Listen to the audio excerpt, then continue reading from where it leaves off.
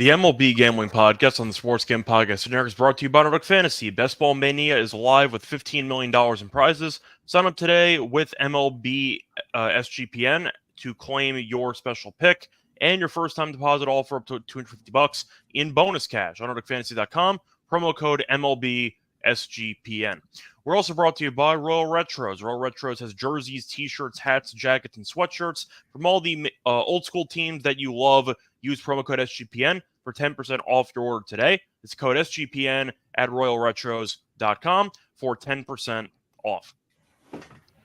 And welcome, everybody, to the MLB Gambling Podcast here on the Sports Game Podcast Network. It is currently Friday afternoon, roughly 5:30 p.m. Eastern Time on May 10th. I'm your host, Reichel, joined by Lonte once again. And together we're going to break down the Saturday games on the card. Looking at the card, a lot of games, obviously, about 15 of them. Should be fun. A couple interesting matchups. Lonte, how's it going with you? Yeah, pretty good. Looking forward to cap off a decent week with some new series. I guess, well, it'll be the second game of a couple of series. But, yeah, looking forward to breaking it down, man. Hopefully we can get on the right side. Yeah, game one's tonight, so hopefully we get a read on some of these teams and that carries over. But either way, though, anything else you want to add over the last couple days of baseball, or you want to just get into it? No, we can just go ahead and get right into it.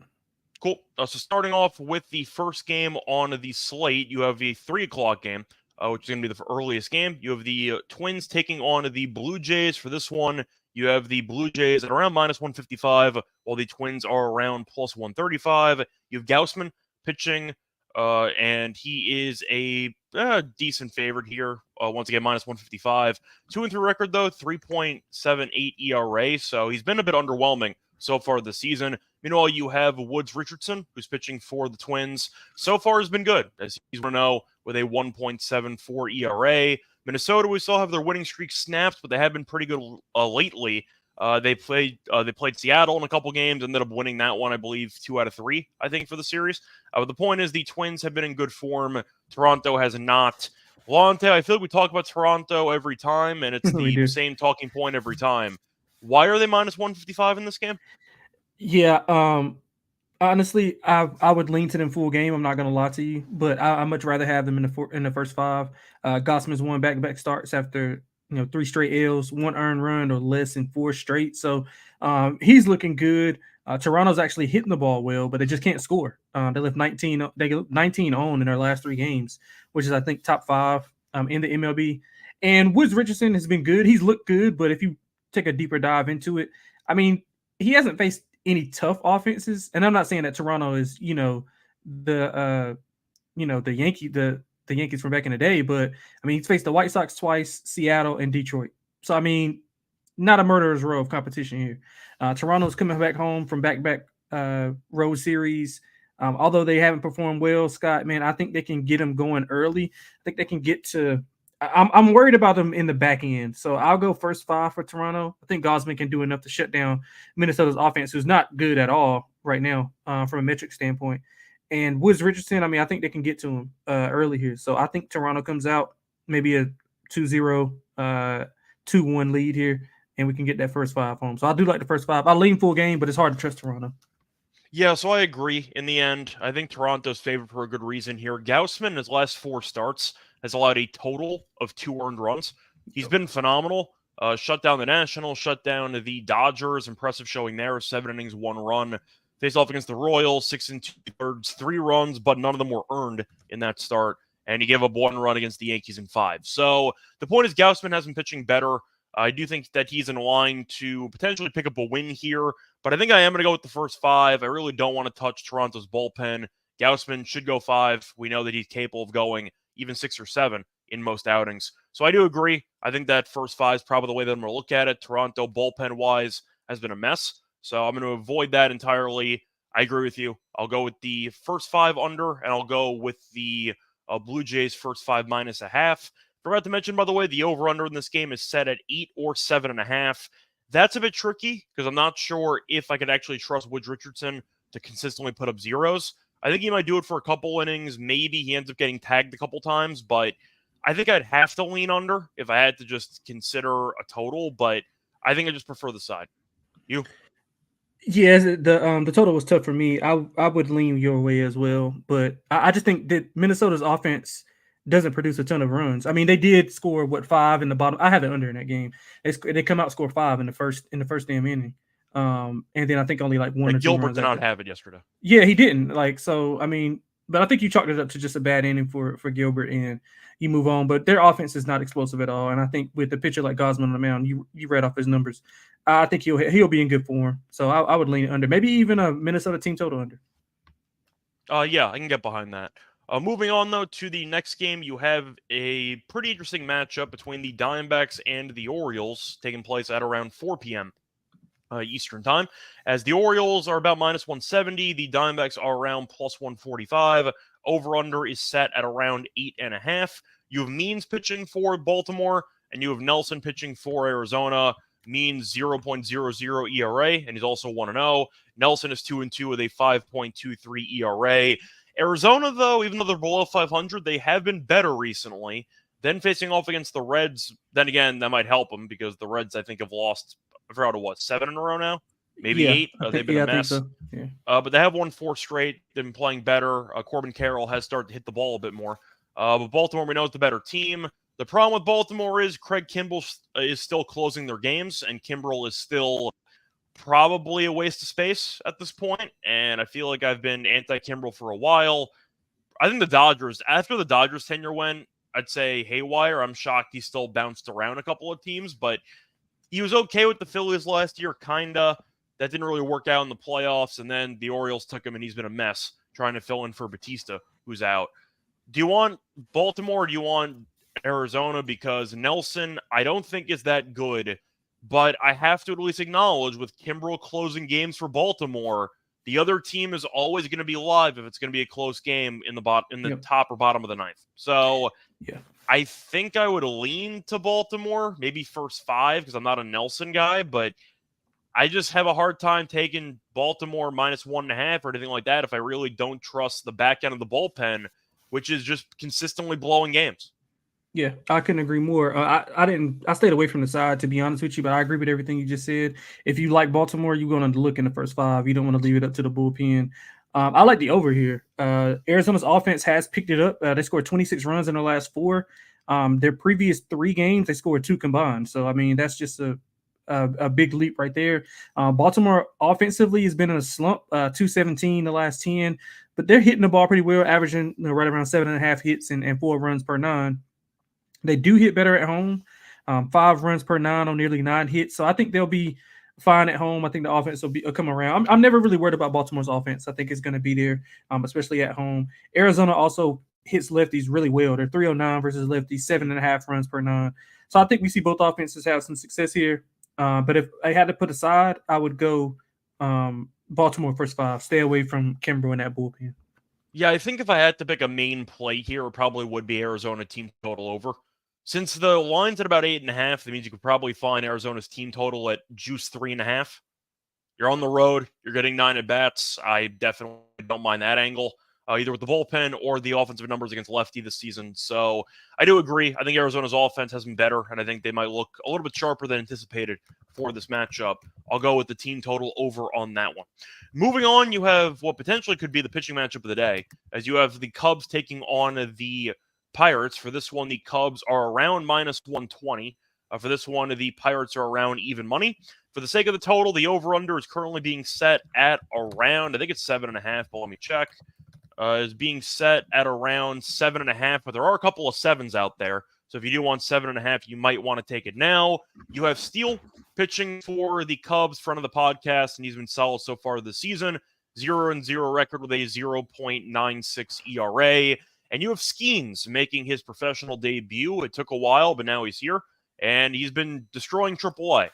So much so that he probably shouldn't have been there. In fact, it was kind of just like when you're playing a video game and you turn the difficulty down to rookie, because Skeens was destroying everybody in AAA, and it appears that the Pirates might have waited to call him up because they wanted to manipulate his service time. But now Skeens is here. I believe his strikeout propped at 6.5 for this game, just for reference here. But yeah, the Cubs are minus 120. I know Skeens is good, or at least he should be. Who do you want to take here? Because even if I am picking a somewhat even low-scoring matchup in the first couple innings, why would I want Pittsburgh at even money? I feel like the line's too cheap since Chicago's the better team.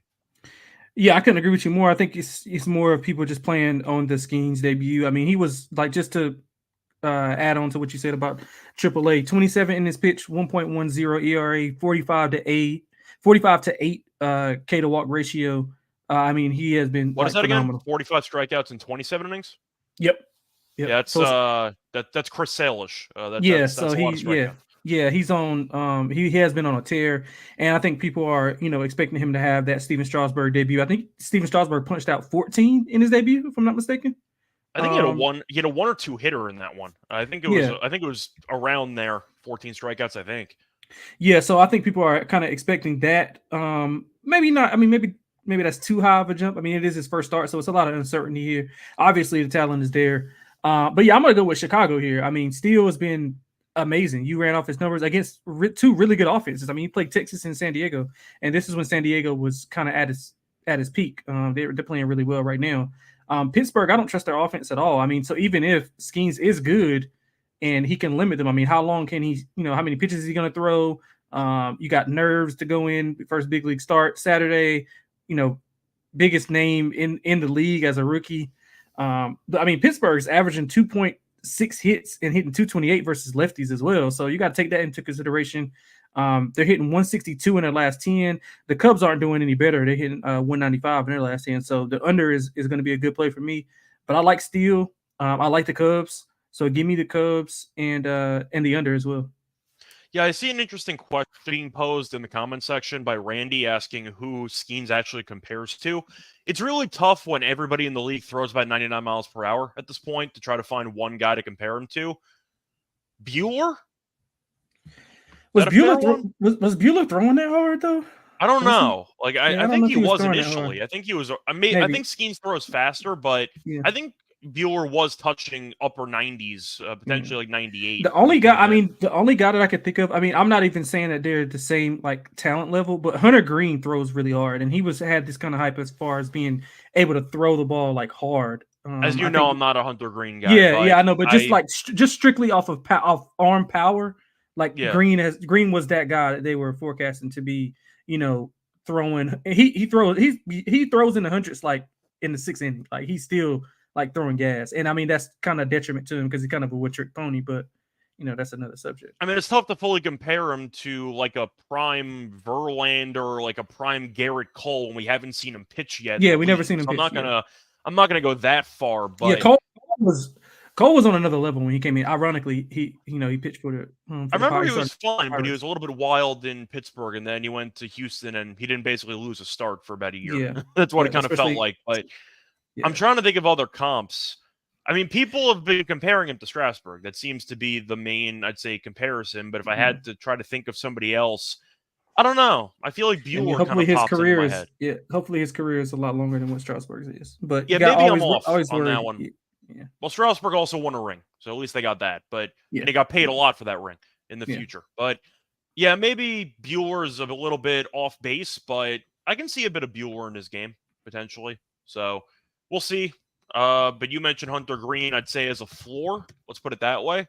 But, yeah, well, not just. I wasn't just comparing him to. No, you meant the actual arm talent. Yeah, I just meant arm talent because that's all people rave about is just how strong of an arm he has, how he's pitching in triple digits deeper into these games. And he's got like I've heard he is like a really good like he's attention to detail is like out of the world.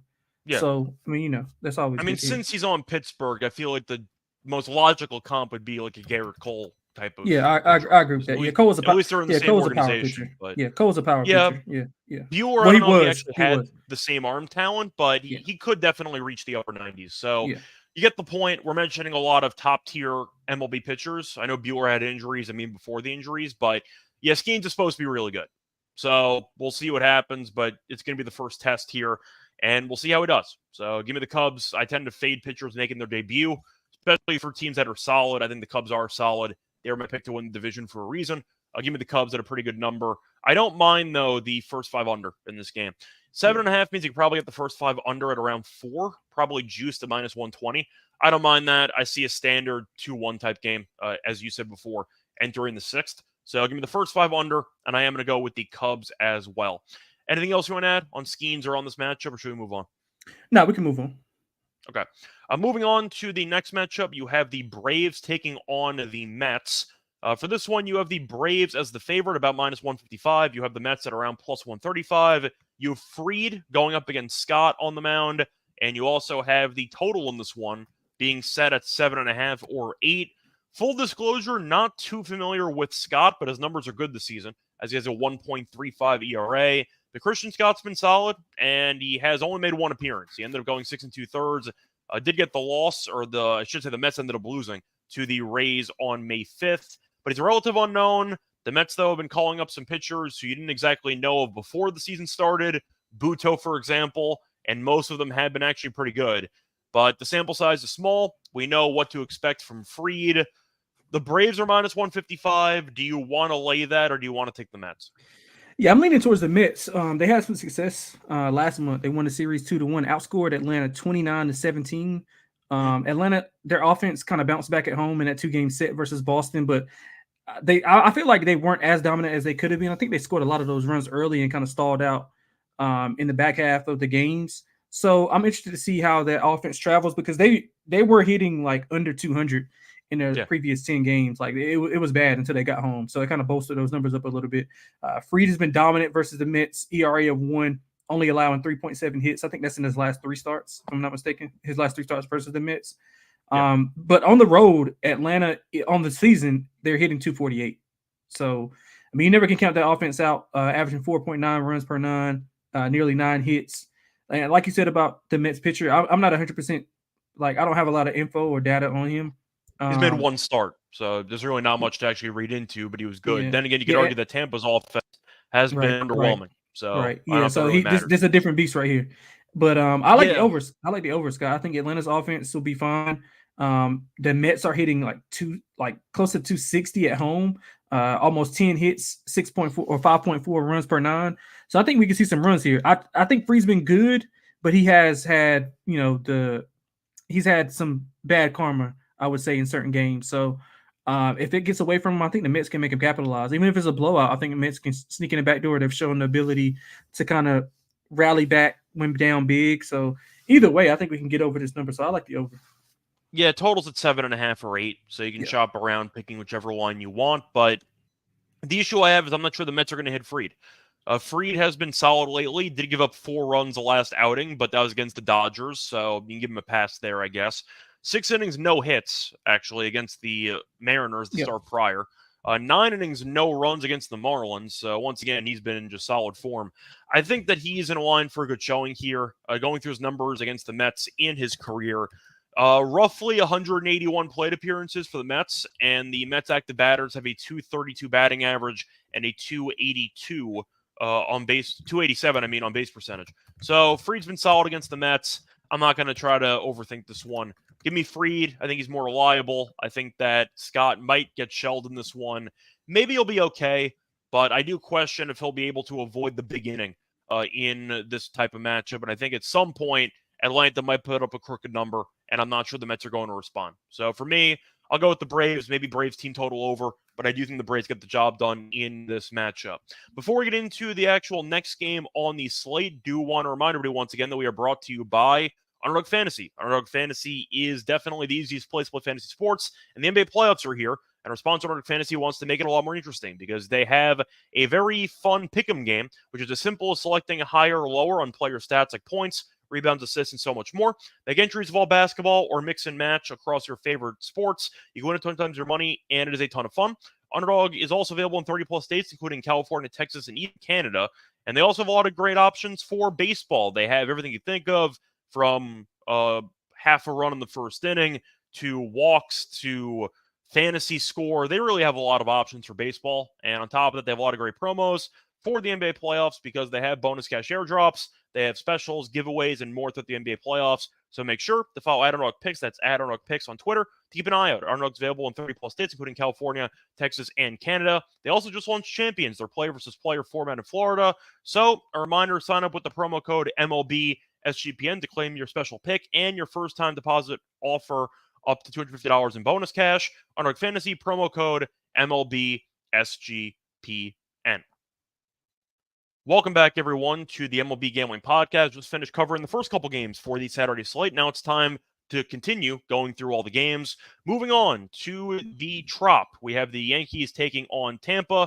And for this one, the Yankees are going to be slight favorites in this game, as the Yankees are around minus 125. You have Nestor Cortez on the mound, and you have Littell pitching for the Rays. Cortez 1-3 with a 3.72 ERA. Littell 1-2 with a 3 ERA. The over-under in this game is being set at 8.5 or 8, depending on where you shop.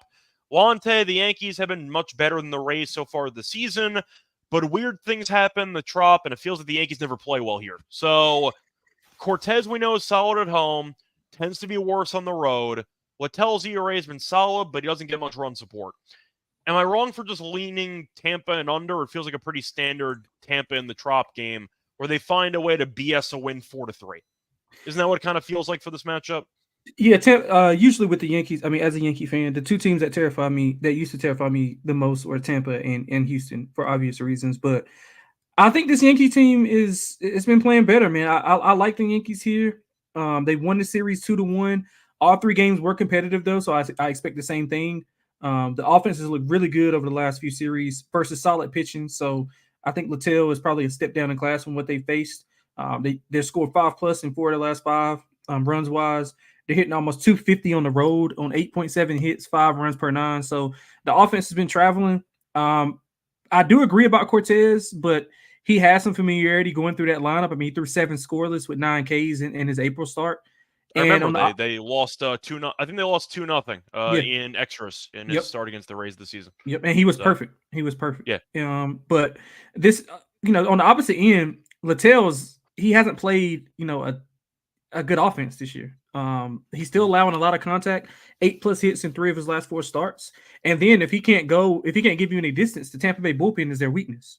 The Yankees bullpen is lights out. So if it's close, I trust the Yankees late. I think the hitting at the top of the order has been much better, a lot better plate discipline by all 3 guys at the top of the lineup. So I think the Yankees are a slam dunk spot here, man. I like the Yankees, and I like the team total to go over.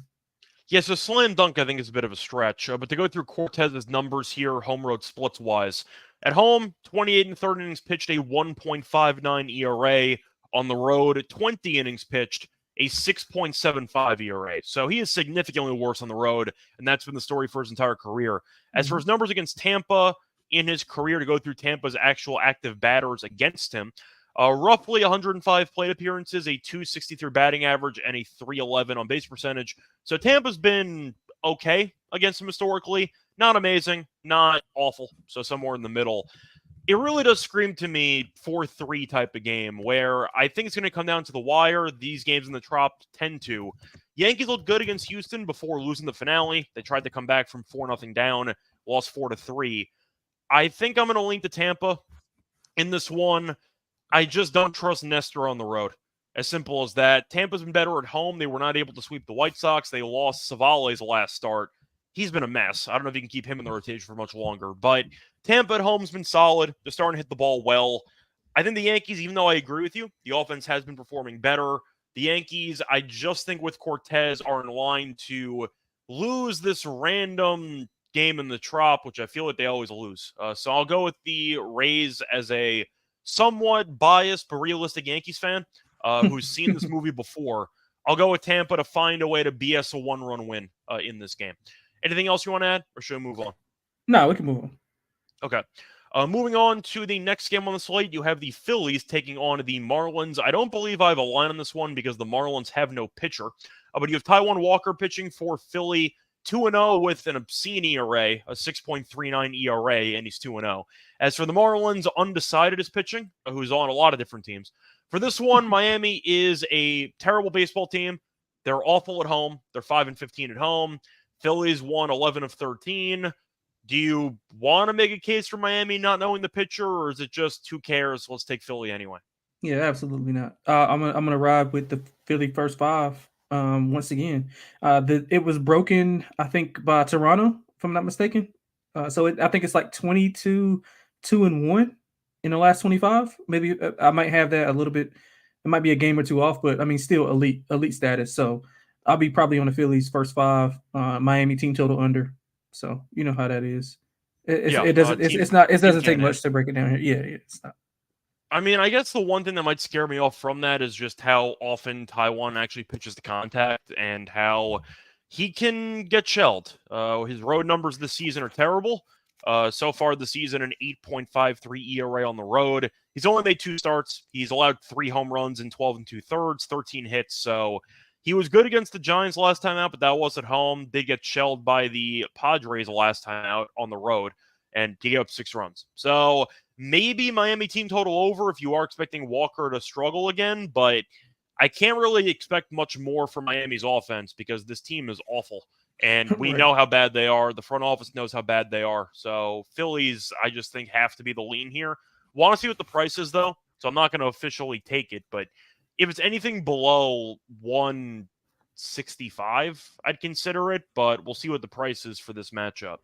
Moving on, though. For the next game, you have the Nationals taking on the Red Sox. For this game, the Red Sox are around minus 150. The Nationals are around plus 130. Over-under is set at around 8. I see some 8.5s, though. Once again, shop your lines. I see Irvin pitching for the Nationals, and I see Criswell pitching for the Red Sox.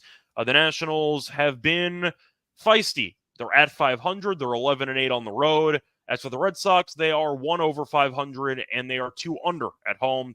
Criswell's been good, though. 1.74 ERA. Irvin's been okay. 2-3, 3.72 ERA. For this one, I feel like even though Criswell's been the better pitcher, plus 130 for the Nationals does feel quite appealing, and I feel like they're still being disrespected here. The Red Sox are healthier than they were in the past couple weeks, but Casas is still injured, and we know this team has a hard time closing out games. I think it's Nationals. If I had to go for value, 150 feels large. I feel like Boston should be favored, but minus 130, give or take, 150 feels a bit steep. I'll take the Nationals plus 130. You? Absolutely. Love the Nats here. Washington's better on the road. I think you brought up their numbers. Boston just 2 games under 500 at home. I also like the over as well. Washington's over in 7 of the last 10. They scored 6+ runs in 5 of those 10. Boston's offense struggled over the last few series, but they faced a solid rotation of pitchers. And although Irvin, he's been better, 3 earned runs combined in his last 3 road starts, shut down the Dodgers on the road. And I think this offense for Boston, the way it's struggling, I think he can do the same or somewhere close to it. So I like Washington at the plus price. Also look at Boston first 5, Washington to win the game. Washington usually starts out slow. I think they have the most comeback wins in the MLB, somewhere close, at least top 3. Yeah, so they rally a lot. So I would look at maybe a Boston if you could find, like, you know how they do halftime, full times. I'm not sure if they. Yeah, I don't think I've seen that. You might have to do a same. You can parlay it though, maybe. Yeah, you can parlay it. Yeah, you can parlay the winner, like the money line, obviously for Boston, and then the money line for Washington. But I like Washington full game, and I like the over. Yeah, the total I find tricky because I do think Irvin and Criswell can pitch well, and maybe the Nationals find a way to break through late and they'll win the game like 4-3, something like that. But the total I don't really have much on. I just think the value's on the Nationals, and I really don't have much else to add there. Moving on to the next game, you have the Astros, who are in the middle of a 1-game winning streak. Don't let the team get hot against Detroit. You're looking at Javier pitching against Skubal, so it should be a fun pitchers matchup. The Tigers are favored at about minus 130, and the Astros are around plus 110. The over-under is set for this game at around, just trying to find it, 7.5. And to go through the numbers here, Skubal has been great, 4-0, 1.9 ERA. Javier has been great too, 2-0, 1.54 ERA. We saw Houston get buried in the first games against the Yankees, and they managed to salvage a game at the end as Blanco pitched well once again.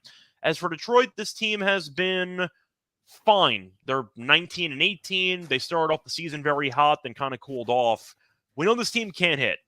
So I guess my question is, even though Houston's been a mess this season, they're currently 13-24. Do you want to lay 130 with Detroit against this team? Because I don't know if I do. Yeah, I don't want to lay 130. I'm not going to lie. Maybe if you can pivot to Skubal to record a win, you can get plus money on that. But he's been really good, man. I mean, ERA of 1, averaging 6 innings pitched. He's got 6+ Ks in his last 4 starts. No more than 2 earned runs in all of his starts. Detroit's bullpen is a lot better, so that favors them in a close game. Does Javier, does he have any limitations from because he hasn't pitched in like a month, right? Let me just check the last time he's pitched. Yeah, I think he hasn't pitched in a month. I think he was on the IL. He is coming off the IL, Yeah. but I have to just check exactly the last time he pitched. He pitched on April 14th, so yeah, a little bit less than a month. Yeah, so maybe he'll come out a little bit rusty. Maybe look at the Detroit first 5. But I like them for the game, but I mean I don't want to lay 130. I really don't. So I'll pivot to plus money and go Scooble to record a win. You can find that. And Detroit's offense, like you mentioned, is below average. But they've been hitting well lately. I mean, they're hitting 243 on 8 hits, 4.3 runs per 9 in their last 10 games. So maybe if Javier's a little rusty getting out of the gates, they can get to him early and gain a lead and have that bullpen kind of close them out, which the bullpen is really good. So I like Detroit here. I would lean under as well. Yeah, I'm still torn, though. Maybe it's because of preseason bias. I thought Houston might take a little bit of a step back because the core's older. Nobody thought they'd be this bad.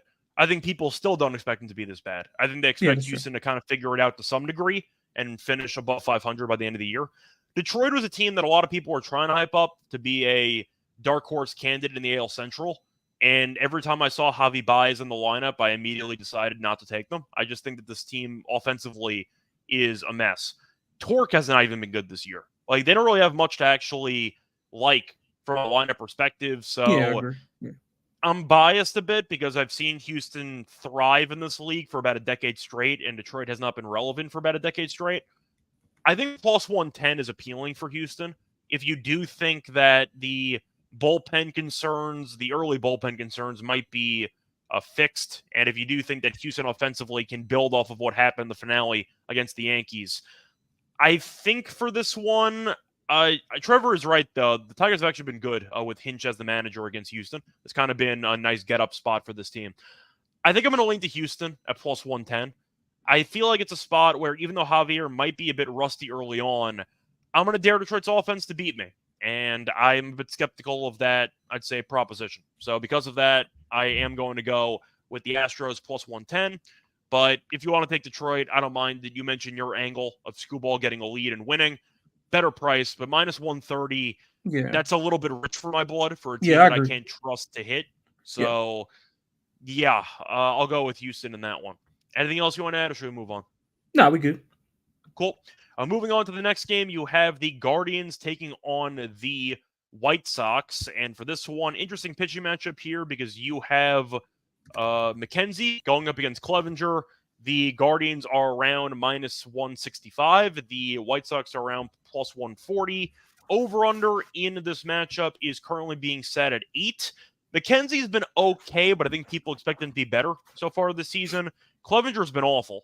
He has made one appearance on May 6th, 2 innings, 4 runs, 3 earned against Tampa. So not exactly much of a sample size, but it is a fun revenge game spot if you want to make that argument because he was on Cleveland for a while.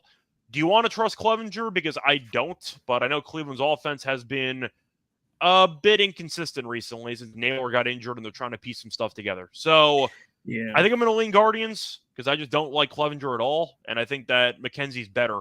And the White Sox, we know, are the worst offense in the league, so I don't mind the Guardians to get the job done minus 1.5. Yeah, it's hard. It's just a tough game for me. I mean, to be honest with you, I don't trust the White Sox or the Guardians, especially offensively. I mean, White Sox are hitting 225 last 10, Cleveland 211. So, I mean, if you're hitting worse than the White Sox are, well, actually, the White Sox have been hitting the ball pretty well, but I think it's just basic handicapping. Just McKenzie's better than Clevenger. I prefer the better pitcher. I think it's going to be a low-scoring game. 7 of the last 10 meetings have went under for these guys. McKenzie 2 earned runs or less in his last 4 starts, but he has a lot of home run in 4 of his 5 starts, and Clevenger's had some walk issues. So, I mean, they can kind of counter each other, and we could get an offensive explosion.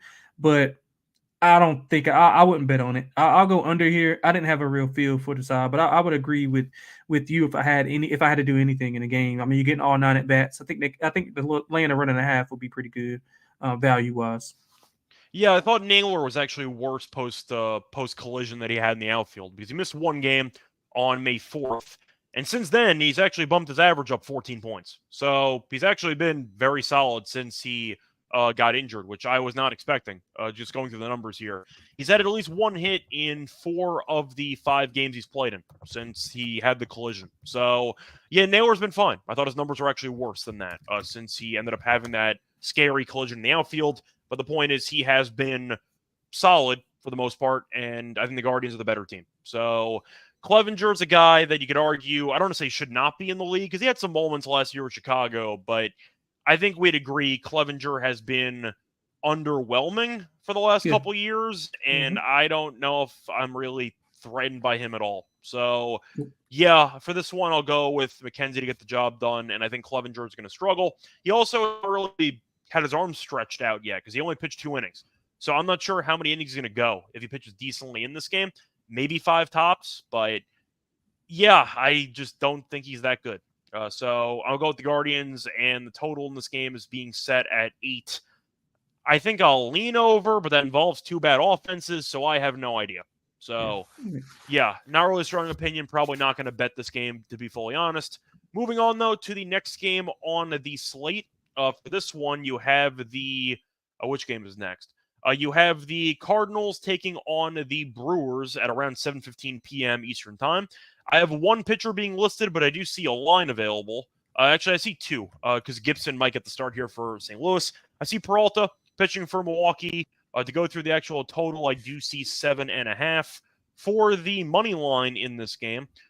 Do I see the Brewers priced? I do see -162, give or take. So you have Gibson, who's been okay this season, 2-2 record, 3.68 ERA. Peralta 3-1 with a 3.49 ERA. From what I remember, Peralta was actually in the middle of a suspension because of the, I think, brawl that happened. But once again, it was 5 days. Wasn't going to impact him at all. But he was technically suspended for 5 days. He has not been as dominant as he was earlier in the year. Last 3 starts, 4 2/3, 5 runs against Pittsburgh, 5 1/3, 2 runs against the Rays, and 5 innings, 3 runs against the Cubs. You want to back Peralta here at around -162, or do you think there's some value on the Cardinals in this one? No, I love Peralta here. Another. If you don't want to let it juice, you can get him to record a win at close to plus money. If you just shop around, a lot of books don't offer it, but I think I can't remember off the top of my head. I don't want to say the wrong books, but yeah, just shop around and you can find that where they have those listed. But Milwaukee's owned St. Louis. They've won 9 of the last 10 meetings, including 6 in a row. They're 4-0 this year against them with a plus 16 point differential. St. Louis obviously is been in bad form, 2-8 the last 10. Milwaukee's 500, but at home the bats are much better. They hit close to 260, 5 runs per 9 on 9 hits. So I expect Milwaukee to have a field day against St. Louis. Look for the team total over. I think Milwaukee is going to blow the doors off of these guys. So I'm gonna disagree though about the team total over because Gibson has randomly been good for the last couple outings, and he also faced off against the Brewers earlier this year at home, and he gave up 1 run in 6 innings. But Gibson's allowed less than 3 earned in 4 straight starts, and he's gone at least 6 innings in all those starts. So Gibson has randomly kind of turned the clock back, and he's actually been pretty good. Yeah, I don't mind the under in this matchup. I think that Peralta is still a much better pitcher than Gibson, obviously, but he has been a bit vulnerable lately. So maybe if you want to find a sneaky Cardinals first 5 play, I could be tempted by that, but I just see a low-scoring game here. I think that you're going to see the Cardinals struggle once again to hit with guys on base, which has been an issue for years at this point. I don't mind the under. I think you're going to see a lower-scoring game, maybe a 4-2 type matchup. I think it's a decent spot for Peralta to bounce back, though. Yeah. Oh, did Scott just leave? Well, I think he was going to be on Peralta to bounce back here. So, there we go. Sorry about that. My connection broke for a second. No, you good. Point is, I think for this one, you're going to expect a lower scoring game. So I'll lean to the under. But I do think the Cardinals might be at an interesting price. 160 is a lot, especially based on Gibson's current form. I get your point about Milwaukee kind of owning this team for the last couple of meetings, but I think for this one, I'll lean to the under. Maybe I'll look at a spot where the Cardinals can potentially sneak out a first 5, maybe a first 5 plus half a run. But I think Gibson's kind of undervalued here, just based on the price. You have anything else you want to add?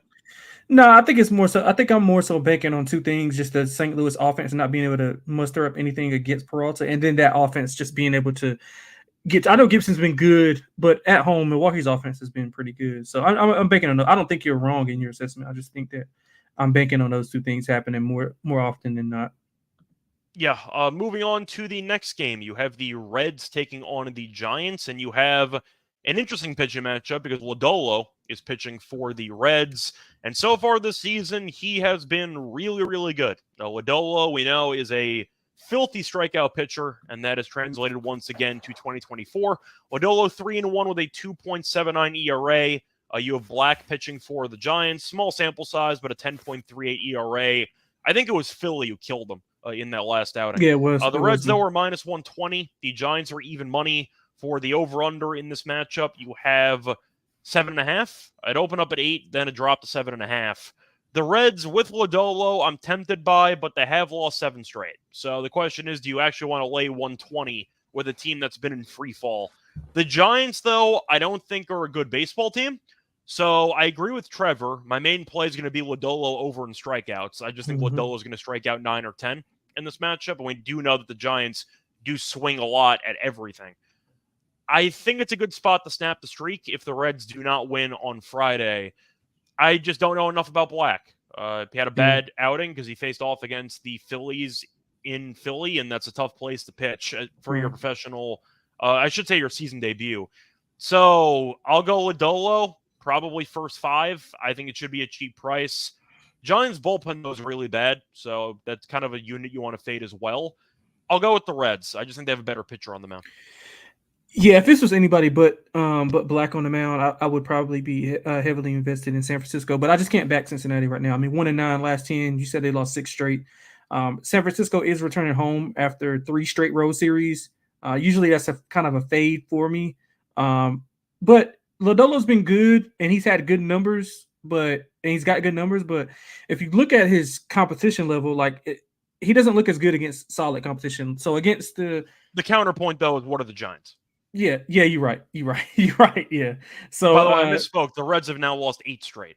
Okay. So 2 earned runs combined versus San Diego, which I think San Diego's a decent offense. The Halos, the White Sox, he played against Philly and Baltimore. They scored 7. So again, that would be the counter with San Francisco. But being at home, I think their offense can maybe get going. I mean, they're hitting 242 versus lefties. Cincinnati's not hitting good at all. 182 the last 10, 199 on the road. San Francisco at home is hitting the ball better, 240 at home. So maybe they get some home cooking here. I'm going to lean to San Francisco. I don't love it, but I do like your Lodolo strikeouts in first 5 because of San Francisco bullpen. Yeah, but moving on to the next game, you have a game that could potentially feature a lot of runs because you have the Rangers taking on the Rockies. For this one, the Rangers are about minus 165. The Rockies are around plus 140. For the total, I see 10.5. You have Heaney pitching against Feltner. Both pitchers are not good this season. Heaney 0-4 with a 4.5 ERA. Feltner 1-3 with a 5.54 ERA. We know the Rockies are horrible. They were able to bury the Giants in that series finale as they won that game 9-1. If I told you the Rangers scored 9 runs in this game, would any bit of you be shocked? Probably not, because Feltner's not very good. Do I think Heaney's good? Not at all. So I'll lean to the over. I think you're going to see runs here. I think even the Rockies can score runs against Heaney. So, yeah, I just see a really high-scoring game. A Little League World Series high-scoring game. So, yeah, I'll go with potentially Rockies, I don't know, like 8. I see Rangers 8, Rockies 5. Give me the Rangers to win comfortably, bunch of runs, bunch of guys on base, but I just think the Rangers are more reliable with run scoring position, while we know the Rockies just don't construct good at-bats for most of the lineup. So, yeah, give me the Rangers minus 1.5, but my main play will be on the over. I think Heaney or Feltner get shelled, maybe both. That's good for an over. I like the over in this game. You? Yeah, I won't even spend much time on them. I think Texas is going to score maybe north of – they might score double digits here. Feltner, 4+ in 3 of his last 4, ERA of 4, 8+ hits in 4 of his 5 starts. I think Texas absolutely blast them. So I like the over, I like Texas's team total over. Everything you just said was spot on. Couldn't agree more. Yeah. Moving on, though, to the next matchup, you have what should be an interesting matchup because you have the one of the most underrated rivalries in the league. You have the Dodgers taking on the Padres, and for this one, the Dodgers are around -145. San Diego's around +125 the other way. As for the over/under, you can find the total set at 9. I do see some 8.5s, though, so shop around. But you have Paxton pitching against Waldron, and Paxton's been a lot better this season. Paxton is 4-0 with a 3.06 ERA. Waldron's 1-4 with a 5.82 ERA. I feel bad for the knuckleballer, but he's been getting shelled so far this season. Yeah. And I do think, based on current form, San Diego's a 500 team. They're a psycho team. I know that Mal and I treat San Diego as the Blue Jays of the West Coast, which I feel is pretty accurate. They have been better lately, though. They have won 5 of their last 7, including a nice road series win against the Cubs. Having said that, this price is very cheap for the Dodgers at 145. I mean, do you want San Diego? Because I feel like this line's too cheap. San Diego is definitely the worst team in this matchup. So I think I'm looking at the Dodgers at a pretty bettable price at -145. You? I'm leaning to San Diego. I haven't bet it yet, but I have bet the over. San Diego did take 2 of 3 in LA in the April series. They won 6 of the last 8. 6+ runs scored in 5 of those 8 games, so they're really hitting the ball well. Paxton, he's had some walk issues. He walked 8 in his last start versus San Diego. He walked 5 versus Arizona. So I think that's a recipe for San Diego to kind of get guys on and put them across. Waldron has not been good at all. Yeah, I think you mentioned it at the top. I mean, especially at home, which is odd. 13 earned runs allowed at home. He did pitch well versus the Dodgers last series, 1 earned and 5 innings pitched, and only allowed 3 hits. So I'm leaning towards San Diego at home with the plus money. They hit the ball better at home. Both teams, well, I mean, the Dodgers obviously hit the ball well anywhere. So I like the over more. But yeah, I'm gonna go with San Diego here, Scott. I think San Diego can get it done. I mean, familiarity's there. They've got a comfort level with them. They're not gonna be surprised. So I'm gonna go with San Diego here, even though I don't trust Waldron. But I'm just gonna take a leap of faith here and go with San Diego.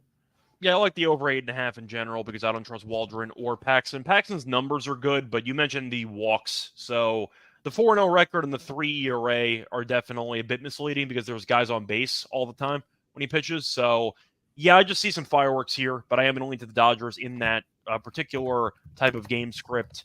Some type of like 6-4 final, give or take. I'll just lean to the Dodgers to find a way to score enough in order to cover and to win the game outright. Moving on to the next game, you have the Royals taking on the Angels. For this one, the Royals are around -140. The last game we actually have with lines on the card. The Angels are +120. You have Raggins, my guy, pitching against Anderson. Both pitchers with solid numbers, but Anderson is no run support at all. Anderson, 2-4 record with a 2.74 ERA. I feel bad for the guy. And Raggins is 2-2 with a 3.38 ERA. The over-under in this matchup is currently being set at 8. At first glance, I like the first 5 under in this game. I mentioned before Anderson pitches well. He just doesn't get any support. And Raggins, we both really like. I think Raggins is a solid pitcher. I see a low-scoring start to this game. The bullpens might explode. We've seen that happen before, but I think I'd rather just take first 5 under, probably at 4.5 as my main play. You? I have no idea. I have no idea what to do with this game. I really don't, because all that stuff that you just outlined is absolutely correct. But if I'm looking at my numbers that I have, both offenses are hitting the ball really well. I mean, the Angels 251, Kansas City 265. That's the last 10, right?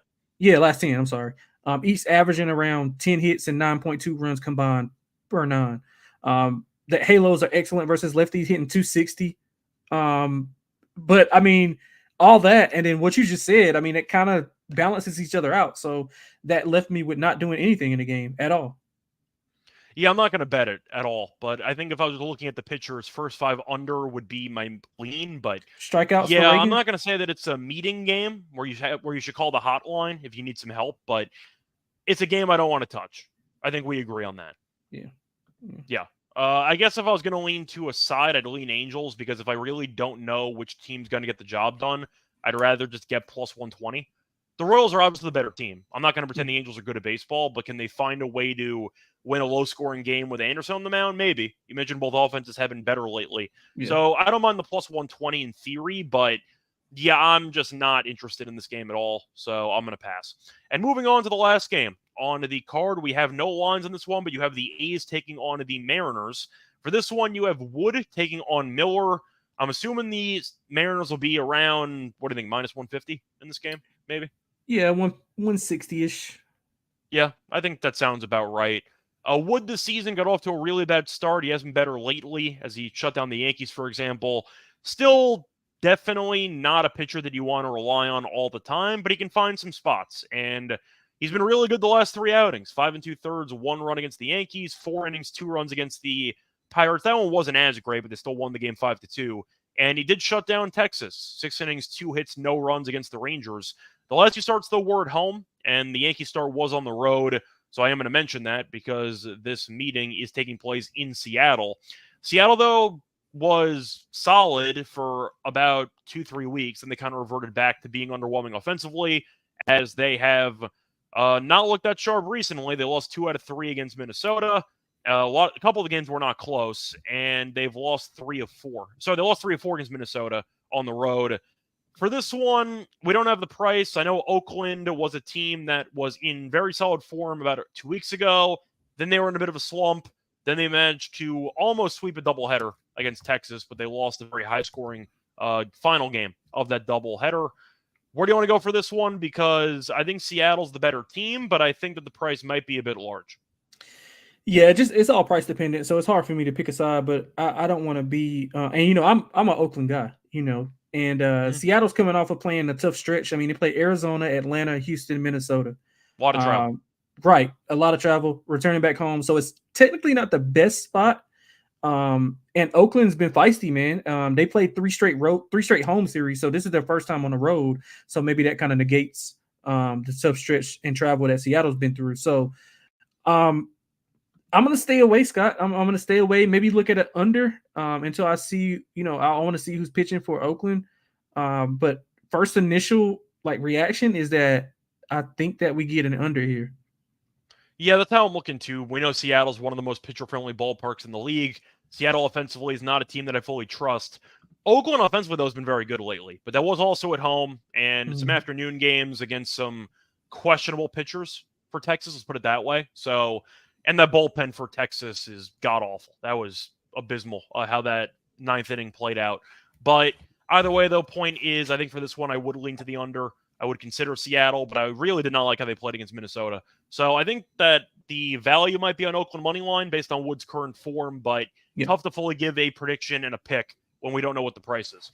Before we get into the actual lock and dog pick, since we covered every game on the slate, do want to remind everybody once again that we are brought to you by Royal Retros. And if you're looking to prove that you know ball, what better way to showcase your fandom than by wearing some old school gear from a classic team. Royal Retros has jerseys, t-shirts, hats, jackets, sweatshirts, and more from the vintage sports leagues and teams that you know and love. The Dirty Bird, the Orange Crush, or the Sack Exchange, or maybe you want some throwback baseball jerseys, they have that too, which shows that you can definitely have a bit of a one-up there on your friends if you do want to get the cooler jersey by comparison. So once again, if you do want to get a good deal, we have a good deal for them right now. Use promo code SGPN for 10% off your order today. That's code SGPN at royalretros.com to get 10% off today. Welcome back, everyone, to the MLB Gambling Podcast. Just finished covering every game on the Saturday slate. Now it's time for the lock and dog picks for the show. Lonte, I'm going to let you go first. What are your lock and dog picks for Saturday? Yeah, so I'm going to go a bit contrarian and go with the Cubbies spoiling Skeens debut. Justin Steele, I think, is obviously the better pitcher, more proven commodity. Last 2 starts versus really good offenses in Texas and San Diego. Pittsburgh not hitting the ball well. They don't hit lefties well. I think the Cubs have enough offense just to get it done. At Pittsburgh, although they've looked better, I put better in quotation marks, their schedule's been soft. The Angels, Oakland, and Colorado were the last 3 opponents. So Cubbies are a step up in class for sure. I think Justin Steele shuts down that offense. And Skeens, while I hope he looks good because it's better for the game, let's just hope that he doesn't get the win here. So I'm going with the Cubs for my lock. For the dog, I'm going to go to a game that we disagreed on. I'm going to go with the Padres. I know Walter's been bad at home, but he has had some success against the Dodgers this year. I like the bats. I like San Diego's bats at home. 260 at home. They're hitting the ball really well. 277 in their last 10 on 10 hits, 5 runs per 9. Paxton has some walk issues. I think he'll maybe allow a couple bases. And if the San Diego offense can keep it up, I think they can be within striking distance. I think we see competitive games like we saw in the last series. So give me the Padres plus 125 as the dog. All right. So for my lock on the show, it's going to be a bit tricky because I wasn't sure if I should take the actual team on the spread for the run line, if I should take the team total over, or maybe even just the full game over. And I'm talking about the Texas game. Heaney's been good lately, even though his record is 0-4. He has allowed less than 2 earned in 3 straight starts against the likes of Washington and Oakland. So you can argue maybe not the greatest level of competition. But Texas's offense got absolutely rolling into that series against Oakland. To go to the actual numbers for Texas in that series, they've scored at least 12 runs in 2 of their last 3 games.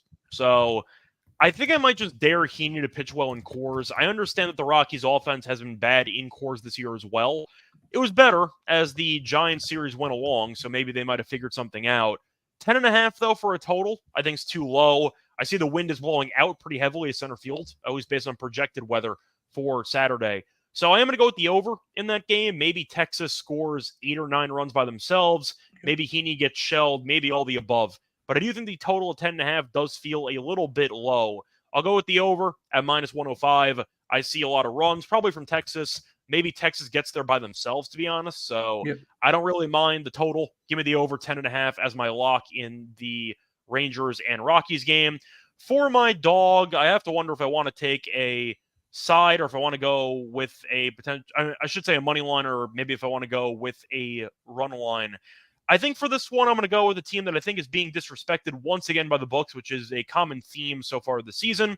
Give me the Nationals on the money line around plus 130. Love it. I think this line's a bit off. I think Boston should be favored because Kurzweil's been good. But at the same point, it does feel like this line is too high. The Nationals have been solid lately. I think that you're looking at the Nationals, who did lose in extras to Baltimore, but they showed some toughness having the rally against Kimbrel in the 9th. But they've been solid, just simply put. They've won 3 of 5, which tells me that this team has been competitive against some teams that are definitely viewed as being superior to them. The Red Sox have not been playing great baseball lately, and I do think with this team being below 500 in Fenway, home field might be a little bit of an overrated concept in this matchup. So I do think Boston's a bit overvalued. The Red Sox have lost 5 of 6. In fact, they've lost each of those 5 games by multiple runs. So the Red Sox are in really bad form offensively. Boston has scored less than 3 runs in 5 of their last 6. So they kind of forgot how to hit the baseball. Give me the Nationals money line at plus 130 as my dog. Lonte, we officially did everything. Anything you want to add before we officially wrap it up? No, that's it, man. I'm just glad, we didn't have any technical issues like the reporter who was asking Luca that question last night. Yeah, definitely a fun video moment, a meme-worthy moment, which you kind of need. So hopefully we get a couple more of those funny press conference moments moving forward. Other than that, though, nothing else to add. Of course, our Twitter handles are right beneath our picture. But if you are on Spotify or Apple, Lonte, let people know where they can find you. Yeah, XXLONTEXX on Twitter or X, whatever you prefer. Yeah, I'm up there. I'm not as active as Scott, but I'm up there every now and then making fun of Munaf. Yeah, I'm on there all the time. I have no social life, so that's the best I get. But either way, I don't either. So yeah, fine. Find me on Twitter at Reichel Radio. Find me on the NBA show. Find us on the NBA show. Also on the tennis show, on the WNBA show. Starts Tuesday. Get ready. Season starts Tuesday. So we're going to try night episodes, but Terrell and I should be back for Monday night to get into WNBA action. Until next time, though, good luck to all of you and all of your bets. Bye, everyone.